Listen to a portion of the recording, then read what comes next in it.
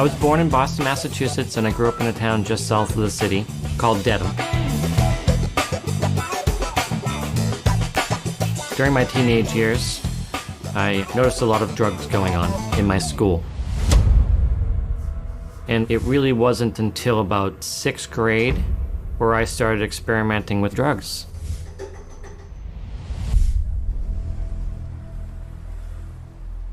I grew up in this house you see behind me. Lived here until I was about 18. The first time I smoked pot was right in the back here. I remember my brother came home and he had some weed, and it was funny because I remember right at that point, I was very adamant against drugs. I had this whole stance of no drugs, no drugs, no drugs, no drugs. It was at this point where I actually kind of flipped my mind a little bit and made it okay, because it was someone that I trusted and knew was doing that, and I made it okay to do that.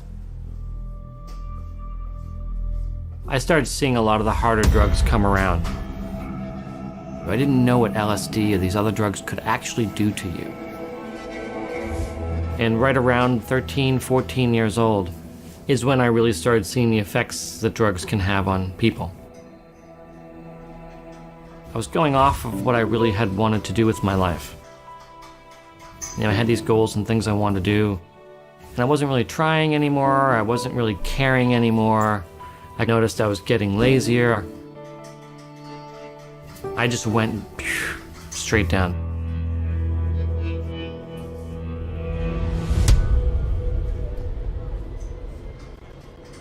This is the Dedham police station.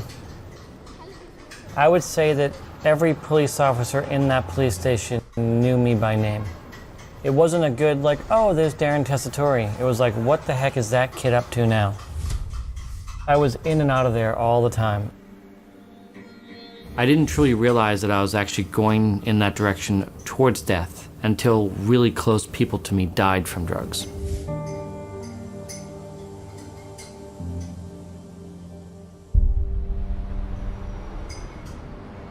Up here on the left, this is the VFW Parkway going into Boston.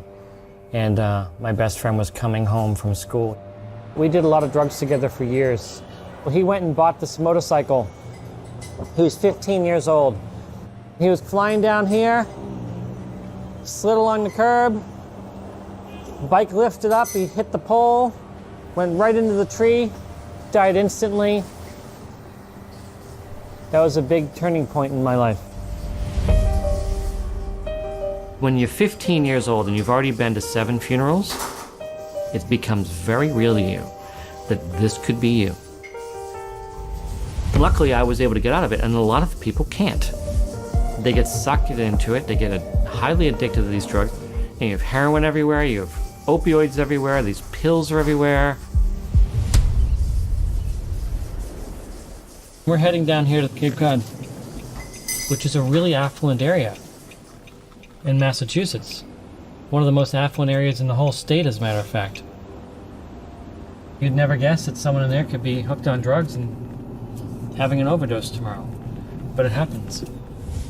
It's not just happening in the slums of the USA or the back streets of the alleys. It's happening right in these affluent areas like this right here. Part of the problem is just a poor education of drugs. That's actually the problem. So fast forward to around 2009. Here I am, a father with 3 girls around the same age that I was when I started seeing drugs. They're seeing kids do drugs at school. And this whole thing that happened to me could potentially happen to them. And I remember thinking to myself, I can't let that happen. Not only to them, but to anybody. I was at an event and Drug Free World was introduced to me. When I watched the documentary for the first time, and I read the booklets and I looked at the curriculum, I said, wow, this is something that everyone can use.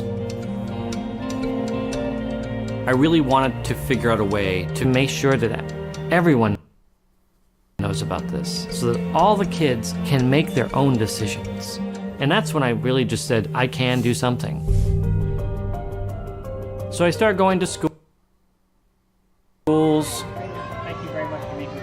started going to superintendents, and it was great because they loved the program, but I kept running into these roadblocks. They have these very long and drawn-out approval processes that could take years. But my whole thought was, that's a lot of kids dying in those year spans. But I'm never going to be able to reach all the kids myself. So I was having this really big moment in my life where I'm like, how am I going to do this?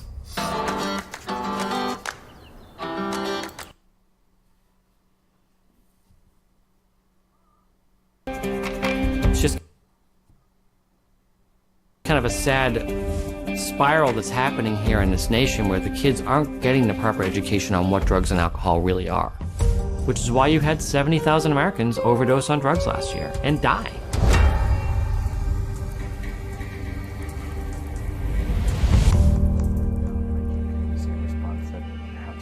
I was very close to actually giving up. Just thinking, how am I going to get through to all the schools? So then, just out of the blue, I get a call from a friend of mine who says, Darren, we're doing an event in Nashua, New Hampshire. We're setting up a table. I want you to come and help me because I could use your help. It's the New England Driver Education Convention. And I'm like, well, what does that have to do with drugs? We set up a table and put out all the materials that we had, the booklets and the DVDs and our educator guide. And I remember the table literally getting flooded with everyone in that room. There's probably 200 people there. And they all just came running over to our table and were like, who are you guys? What is this material? So the next thing you know, we're out of materials. And I'm standing there going, what just happened?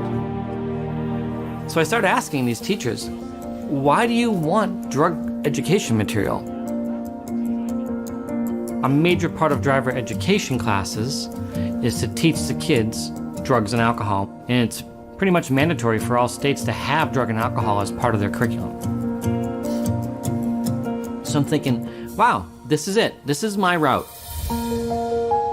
So I called the president of the Driving School Association of the Americas and told them what Drug Free World was all about, and they invited us to come and do a seminar at their national convention in Texas.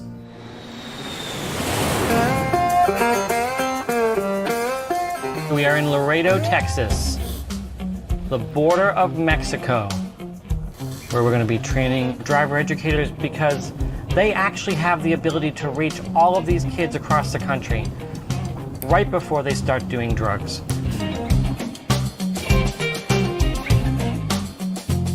I basically showed them what our program looked like, what our documentary was, our booklets, how easy they were to read. This booklet right here goes through all the different drugs, short-term, long-term effects, how they work, and how easy our curriculum was to follow. So they could actually just take this curriculum and just easily walk the kids through a class on marijuana, or a class on alcohol, or a class on heroin. Really simply laid out for them. It's not telling kids not to do drugs. It's really just teaching kids what drugs do. And teaching educators, I personally think, is the best way of doing this because you guys can reach more people than I can by myself. We gave out hundreds of booklets. We signed up hundreds of schools to get our educator curriculum. And they really loved it and really saw the value in having this material. Next thing you know, it's a major part of my life. So I started bringing my daughter with me. She really wanted to help. She has that purpose now too. She has that passion. My dad and I have been to a ton of events in different cities. I feel like I'm helping with the society by educating people because knowing what you're gonna do is much better than just jumping into it. We help by giving the information to the teachers, and the teachers then give it to the students, and the students then realize how bad the drugs actually are, to then not use them or to never use them. So I started traveling around state to state, training the teachers on how to implement the Drug Free World program in their driver education classrooms. So first I'm going to kind of go over what's happening in the world of drugs today, just so you get a good understanding of what's going on. This is having some major effects on all of our lives. give you guys these tools. Really get the facts and statistics. Here in 2007 and 2009. Cocaine and ecstasy become efficient drug and alcohol. The closest drug to it is heroin. So we're way up here in Vermont, far from anything, 65 miles south of the Canadian border. This is Virgins High School, where we implemented the Truth About Drugs program within the driver education school. And all of the kids going through driver ed now in this part of the world are learning about the Truth About Drugs campaign. It's important to educate young people about drugs because they don't know what they're getting themselves into. For me, being able to learn how bad doing drugs is, I'm never gonna try even to do it. I went through the little booklets that I was given. They're effective because it will show you that marijuana will lead to prescription drugs or cocaine. So I can go and educate my boyfriend, my sister, and anybody else who does drugs. I probably wouldn't have cared as much not to do drugs. Someone would have offered me it and I would have been like, I'll try. But now that I have the knowledge, I won't do it because I know how much it can mess you up. Driver ed's broken into sections. You have in-class training, where they teach the kid about cars and how they work, the rules of the road. That is the tire patch of the front wheel of that motorcycle. And then they teach them about drugs and alcohol and what these do to you. What impaired driving would look like. How this can have effect on you when you're driving.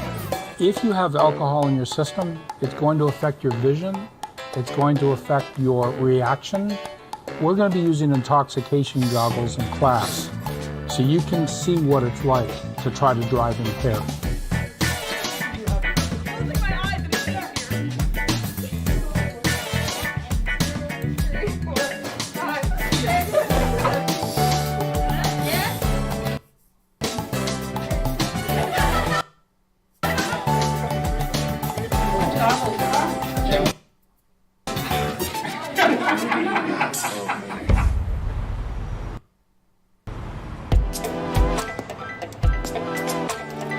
Give you all the information that you could possibly want to know about any type of drug. And now we're able to reach these kids in these schools to learn about what marijuana really is, or what heroin really is, or what alcohol really is.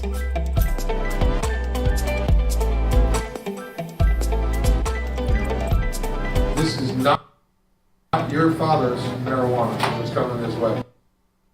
Much more concentrated, much more lethal. I had a kid one time came up to me and said, "Hey, you know, I never really knew what pot was until I saw that video. And I decided I didn't want to smoke pot anymore." By him going, "You know what? I now know what pot is and I don't want to do it anymore," completely changed his life. Since I've started it, I've been to over 23 states educating teachers on how to implement the Drug Free Road program.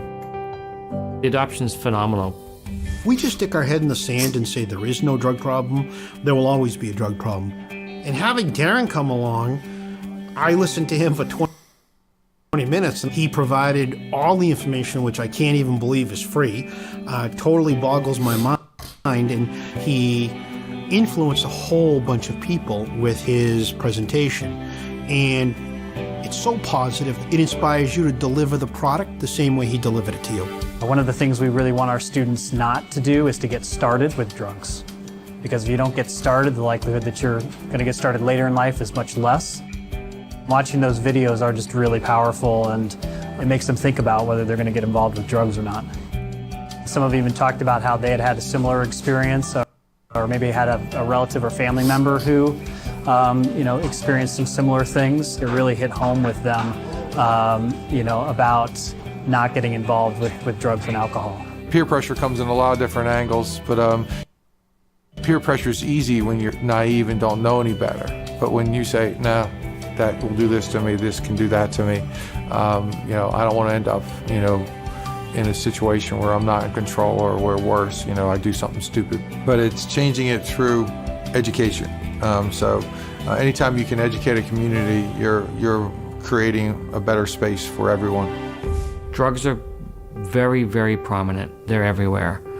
And the materials for these kids to know what the drugs are is not everywhere. And I looked at the big picture of just America, and that's the problem I need to solve. How do I reach a majority of the kids in the United States?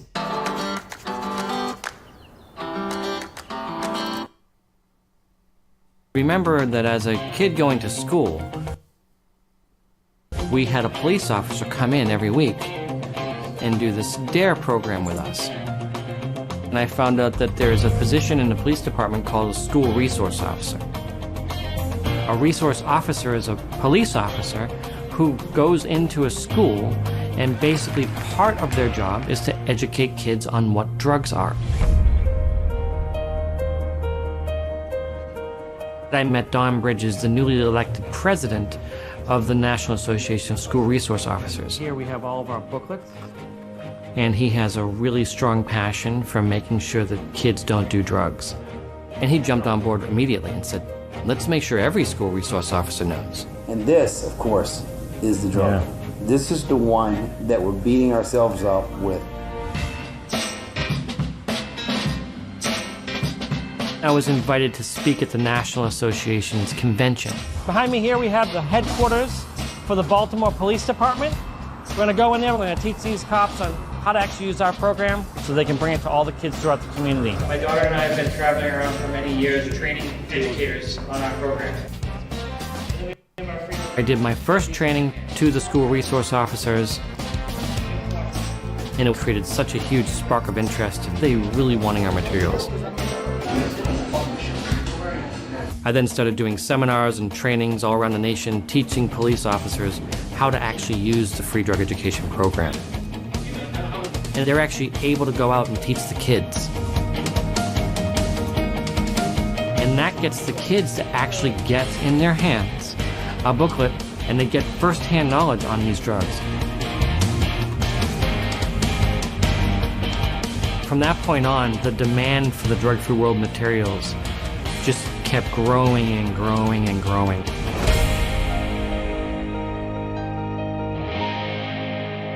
I think that we all have an obligation to make our communities strong and to make our communities better. But you don't make those differences by yourself. You have to have partners. Darren is my partner.